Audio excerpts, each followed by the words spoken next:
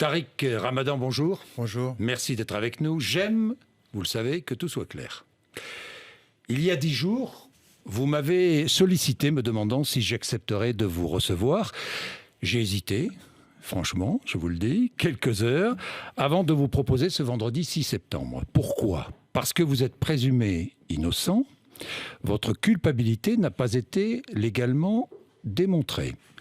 Vos accusatrices, les plaignantes, se sont exprimées publiquement dans les médias, dont BFM TV.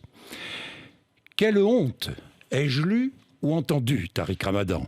Inviter Tariq Ramadan pendant le Grenelle sur les violences faites aux femmes. Je voudrais préciser que je ne choisis pas mes invités en fonction du calendrier du gouvernement. Et les violences que subissent les femmes sont malheureusement quotidiennes en France. Alors que les choses soient très claires, Tariq Ramadan, je ne vous donne pas une tribune, mais simplement la parole. Toutes ces choses-là ne doivent pas être racontées dans les médias. Vous disiez cela à l'automne 2017. Alors pourquoi êtes-vous là ? Écoutez, d'abord je vous remercie de me recevoir parce que à l'automne 2017, vous m'aviez contacté en me disant, puisque la parole a été donnée aux plaignantes, eh bien, prenez la parole. Et j'avais refusé à ce moment-là en disant exactement ce que vous venez de dire, à savoir que je ne prendrai la parole que devant les juges et devant la police. Or, depuis 2 ans, je ne me suis pas exprimé dans les médias, pour cause, parce que j'ai passé pratiquement 10 mois en prison, mais surtout parce que je voulais être entendu par la justice. Or, j'ai eu affaire à un tribunal populaire et un secret de l'instruction qui n'a pas été un secret. Tout a été déballé. Je parlais, tout était dans les médias. Et donc je me suis tué à un moment donné, il faut prendre la parole, puisque le tribunal populaire, le tribunal médiatique m'a déterminé comme coupable, eh bien je devais faire entendre ma parole. Bien.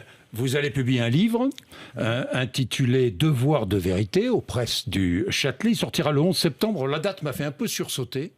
Pourquoi le 11 septembre ? Le 11 septembre parce que c'est un mercredi simplement, ou le 11 septembre, aucune référence ? Aucune référence, c'est le calendrier qui a été proposé par mon éditeur. Bien. Donc ceux qui verront des concordances, c'est leur imagination qui parle plus que les faits. Bien, les faits. Tiens, parlons des faits vous concernant. Tariq Ramadan, vous avez été mis en examen pour viol sur la personne de Madame Enda Ayari, mise en examen pour viol aggravé sur la personne d'une deuxième plaignante, Christelle. Vous avez été placé sous statut de témoin assisté après la plainte de Madame Mounia Rabouge. Tiens, à ce propos, si vous vous excusez, elle retire sa plainte, c'est ce qu'elle dit. Vous vous excusez la concernant ? Non, mais laissez-moi peut-être dire ce que j'ai à dire sur son cas. Oui, sur son cas, je crois que celle qui doit des excuses, c'est elle, parce qu'elle a changé plusieurs fois de version et j'aurai l'occasion de dire pourquoi. Bon, donc pas d'excuses la concernant. Non, c'est le contraire. On est bien d'accord. Vous êtes également accusé de viol par une femme en Suisse. Un procureur de Genève viendra vous entendre à Paris cet automne. Pour l'instant, je ne dis pas de bêtises, on est bien d'accord, Tariq Ramadan. Bien. Vous êtes libre depuis le 16 novembre 2018, on est bien d'accord. Vous avez passé combien ? 9 mois et demi en prison. Vous êtes libre avec interdiction de quitter le territoire français sous contrôle judiciaire. Vous pointez une fois par mois au commissariat. Une fois par semaine. Oui. Une fois par semaine. Le 31 mai dernier, Tariq Ramadan, une autre plaignante porte plainte pour viol en réunion. Les faits se seraient déroulés le 23 mai 2014 dans une chambre du Sofitel de Lyon.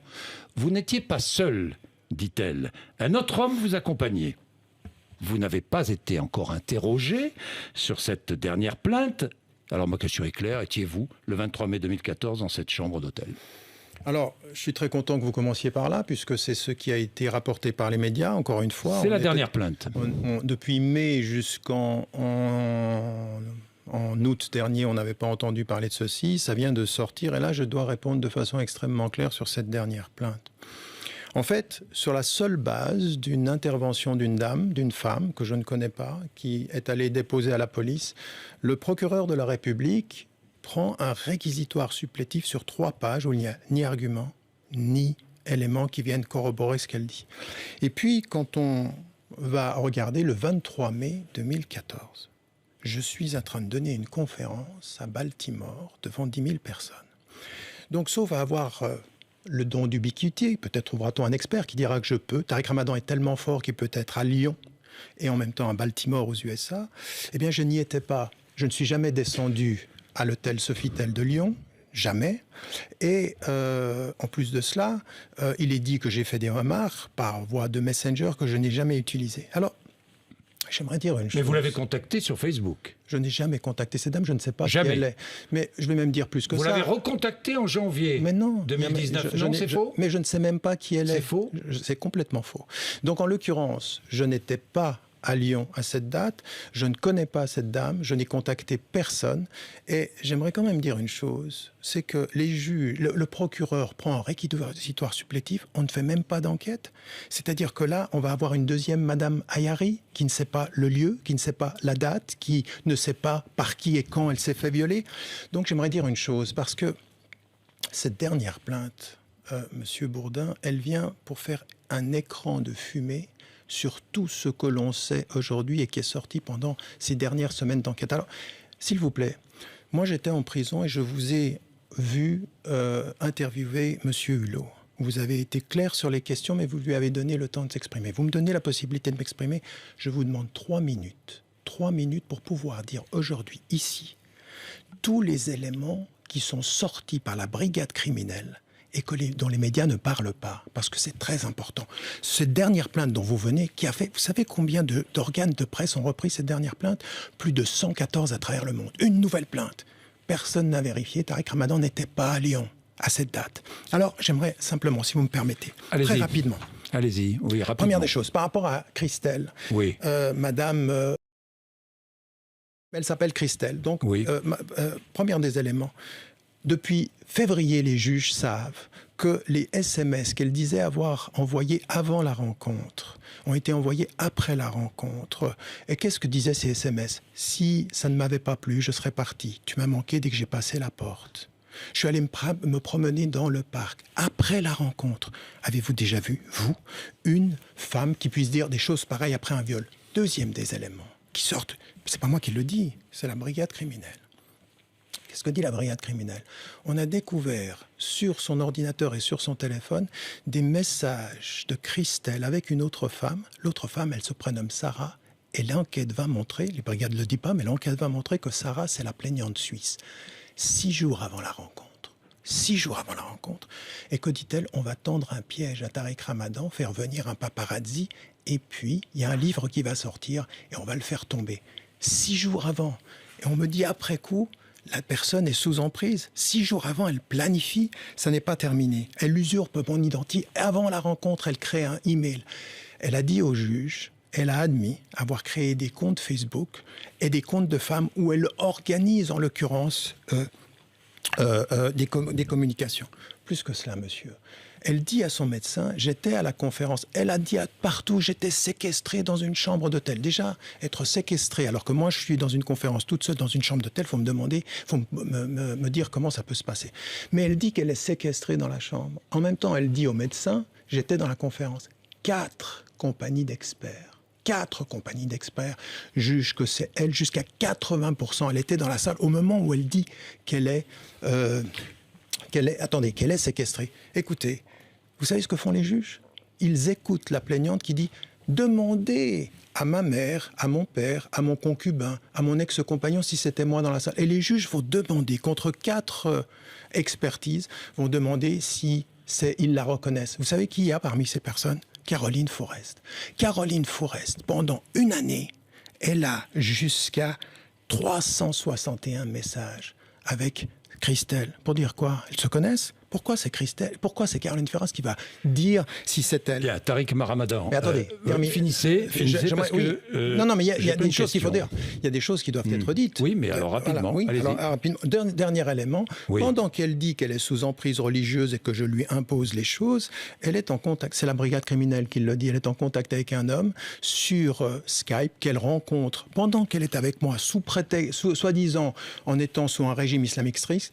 Elle a des échanges scatologiques et coprophages avec cet homme au moment où elle dit qu'elle va se marier avec moi. Tout ça ne tient pas. On n'a trouvé aucun indice de message. Tariq Ramadan, vous avez menti. Vous avez menti. Oui. Oui, vous avez menti. Parce que vous avez nié toute relation sexuelle avec Madame Menda Ayari et avec Christelle. Vous avez donc menti avant d'admettre des relations consenties. Pourquoi est-ce que vous avez menti? Alors c'est vrai que je suis arrivé, après l'avalanche médiatique, je suis arrivé devant la police et je voyais que, en l'occurrence, tout ce que je disais était immédiatement rapporté par la presse. J'ai voulu me protéger et protéger ma famille. C'était une erreur. J'aurais dû dire la vérité. Mais mon mensonge, Jean-Jacques Brodin, est complètement différent du mensonge de femmes qui disent avoir été violées.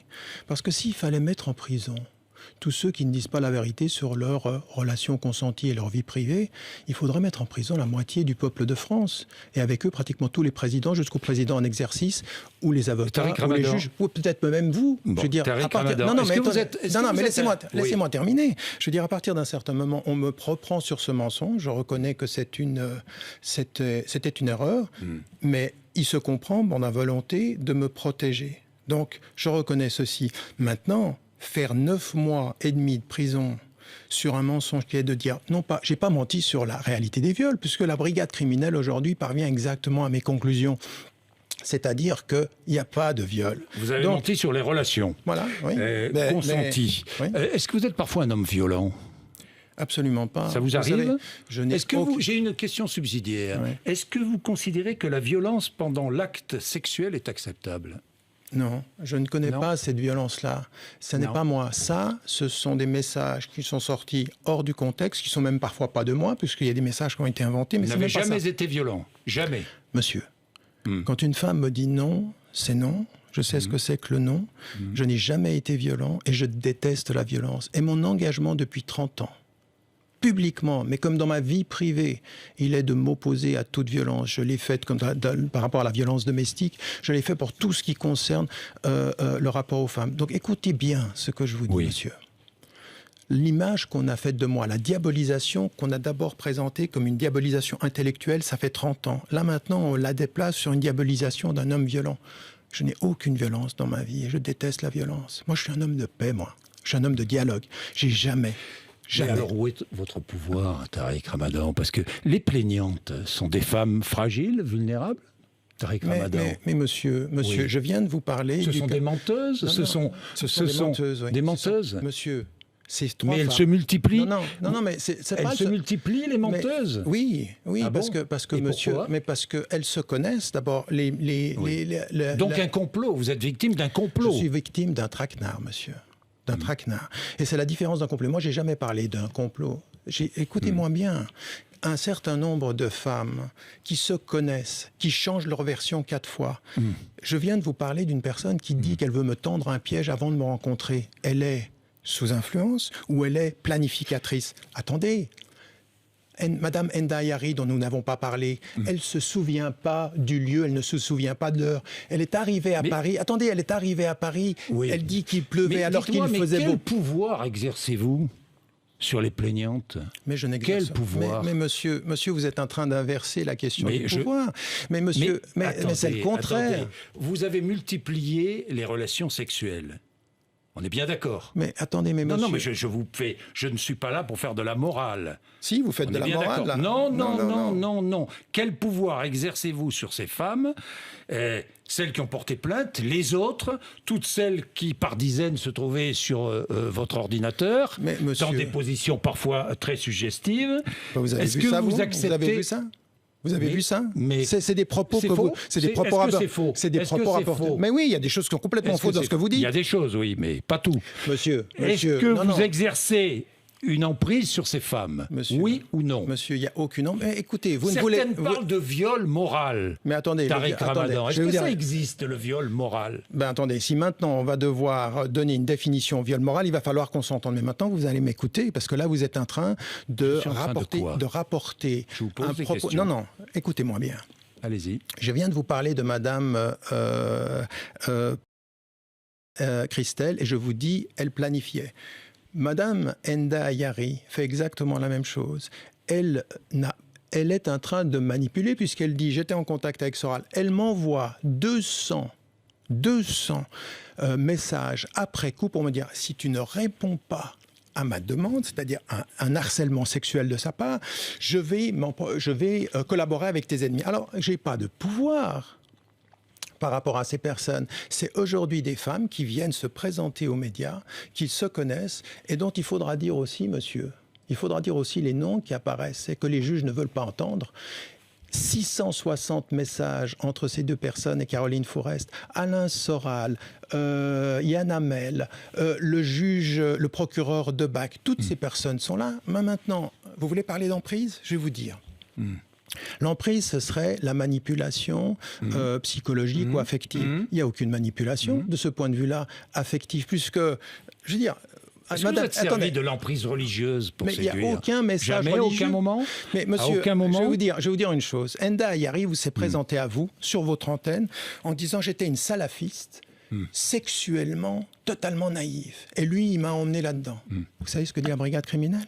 La brigade criminelle dit que depuis 2002, elle est en contact sur Skype avec plus de 50 personnes, dont la majorité sont des hommes. Et qu'est-ce qu'elle fait ? C'est la brigade criminelle qui vous parle là, c'est pas moi. Et elle a, avec ces personnes, des propos crus d'auto-soumission, d'auto-humiliation.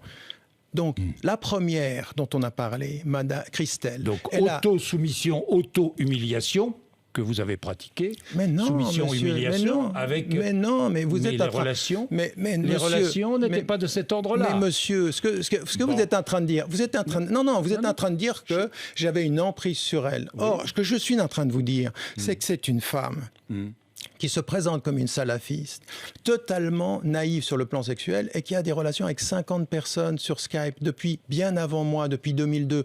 Mais ce que vous devez savoir, c'est que 3 ans avant de me rencontrer, elle est en contact avec Caroline Fourest. Moi, j'aimerais vous dire une chose. À un moment donné, il faut que vous regardiez les choses en face.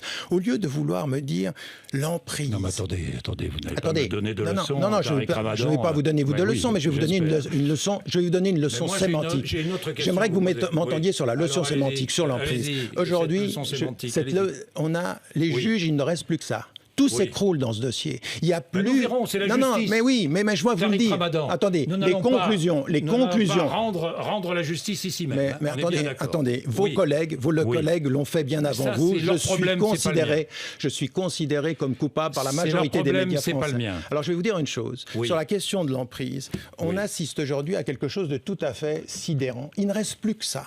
Il faut dire Tariq Ramadan. Alors moi j'ai une autre question. Non, mais j'ai pas fini. La définition, parce qu'il est 47 et je voudrais vous poser une autre question. La définition de l'emprise aujourd'hui. La définition de l'emprise aujourd'hui, elle est devenue extensive. C'est-à-dire que dans le cas Ramadan, une femme consentante peut être violée avec son consentement. C'est ça qu'on est en train de nous dire.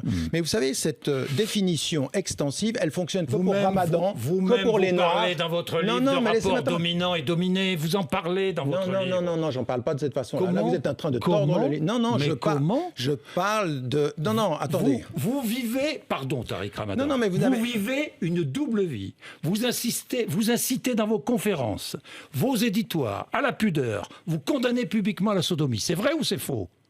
C'est vrai ou c'est faux ? Vous l'avez condamné publiquement ou pas ? J'ai dit que les avis musulmans étaient partagés sur cette question-là. Et vous multipliez les relations sexuelles avec des pratiques peut-être extrêmes, je dis peut-être, extrêmes violentes. Vous parlez de relations dominant-dominé dans votre livre. Non, je parle Monsieur, dans le livre, je parle de la façon dont on a rapporté les choses. Je n'en parle pas d'une chose que j'avais moi-même. J'ai dit en l'occurrence que ce que je dis dans le livre, c'est que je n'ai jamais agi. Ces femmes étaient vos complices. Ces femmes étaient vos complices. Mais tout ce que j'ai fait, monsieur, tout ce que je fais et tout ce que j'ai pu faire avec une femme a toujours été dans le consentement. Je n'ai jamais été violent, je vous le répète. Je ne peux bien vivre que dans la complicité, dites-vous. Oui. Exactement. Oui. Donc voilà. Vous êtes complice de vos pratiques, de ces rapports dominants-dominés. Mais attendez, monsieur, vous êtes en train de laisser entendre que je suis sous l'emprise. Je suis en train de vous expliquer depuis un moment que ces femmes, dans leur vie à elles, avaient, en l'occurrence, des pratiques qui les regardent. Pourquoi vous ne regardez que moi et vous ne regardez pas qu'elles ? Pratiques partagées. Non, mais je veux dire... pratique partagée. Mais monsieur, l'emprise... Assumez. Alors, je vais vous dire une chose. Concernant ma vie à moi. Oui. Parce que c'est votre vie qui est étalée, alors assumez. Attendez, je vais non seulement l'assumer, mais effectivement, j'ai été en contradiction avec certains de mes principes. Et ça, je l'assume. Et vous savez... Et avec tout ce que vous avez dit à tous ceux qui vous écoutent, qui vous suivent, et à la religion. Monsieur, la religion, elle est un espace et un cheminement pour être meilleur. Moi, j'ai fait mon examen de conscience. Et à ceux que j'ai déçus dans la communauté musulmane, je leur présente mes excuses parce que c'est ce que je dois faire. Mais en l'occurrence, il y a ceux qui me soutiennent aussi, ceux qui s'en vont. Dieu vous punit ? De quoi ? Vous a puni de Dieu, vos actes ? Dieu m'a rappelé à moi-même, et le livre traduit ce travail d'introspection que j'ai fait pendant tout ce temps-là. Donc, j'ai des excuses à présenter, c'est vrai. Il y a aussi une lutte. À ma famille, d'abord, à Dieu, à ma famille. Qui vous a soutenu. Qui vous a soutenu. À tous ceux qui, dans la communauté musulmane, ont pu être déçus, et je le fais, je m'en excuse. Et puis, à côté de ceci, il y a un autre combat. Il y a le combat pour l'innocence. Parce que si on peut avoir des défaillance morale, ça ne veut pas dire qu'on est coupable sur le plan du droit. Alors, qui êtes-vous ? Un homme ambigu ? Un homme faible ? Un homme violent ?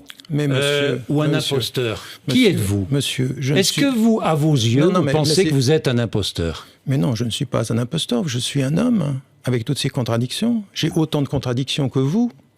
Et vous êtes un homme. Un homme gère ses contradictions. Il n'est pas un imposteur parce qu'il a des contradictions. J'essaye d'être meilleur. Ce ne sont que des contradictions. Ce sont que des contradictions, oui. J'essaye d'être Tariq meilleur. Ramadan. Mais oui, j'essaie d'être meilleur. Il n'y a aucune faiblesse, il n'y a aucune violence chez vous. Je reviens là-dessus. Aucune ambiguïté. Aucune ambiguïté chez vous. Je vous pose la question. Aucune ambiguïté. Une ambiguïté, non. Il y a des contradictions avec des principes et j'essaye d'être un homme meilleur. D'accord, j'essaye d'être un homme meilleur et aujourd'hui, je viens à vous comme un homme qui vous rappelle une chose. Il n'y a pas de violence chez moi. Ça fait 30 ans que je travaille pour le dialogue et je vais continuer. J'ai toujours défendu la cause des femmes. Maintenant, j'aimerais vous dire une chose parce que vous avez beaucoup insisté là-dessus. Il n'y a aucune emprise chez moi. Je vous ai dit une chose. Dans le cas de Tariq Ramadan, quand une femme lui dit oui, elle est violée avec son consentement. Mais quand vous avez reçu M. Hulot, quand on a entendu M. Darmanin... Attendez, laissez-moi terminer. Qu'est-ce qu'on a dit ? On a dit qu'il y a un homme, quand il ne sait pas que la femme ne veut pas, c'est pas un viol. Donc on a étendu la signification d'emprise pour Ramadan et on l'a singularisé. C'est comme s'il y avait une définition pour Ramadan, sans doute pour les Noirs, sans doute pour les Arabes, sans doute pour les musulmans. Vous êtes une victime ? C'est vous la victime, Tariq Ramadan ? Monsieur, je suis victime d'une injustice, oui.